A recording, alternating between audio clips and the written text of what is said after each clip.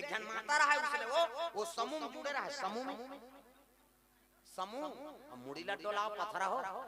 सब गांव में समूह जुड़े और जब ले समूह जुड़े है हमार दादा माल हलाकान हो गए लेन वो चाय बना कर मीटिंग हेते में अध्यक्ष होते ऐ नी ते चाहल बना पी और मार घर में रह रहा मीटिंग जही तागा चन बहनी आगे बर्धान लुआ मैंने जा बहनी में वा राजनाथ दा जा तो पैसा निकाले ने सचिव बने होते सतीश कुंजाम कोर से 50 रुपया प्रेम से बोल दुर्गा मैया की जय मैं सचिव बने ओकर मेकअप ला देखबे नहीं ते शिक्षा कर्मी मैडम फेल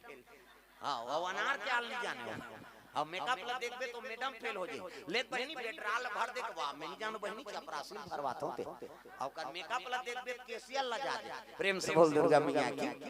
दागा वो समूह जुड़ा रहा है घर माता का और समूह जुड़ा रहा है उसका नाम चल लइका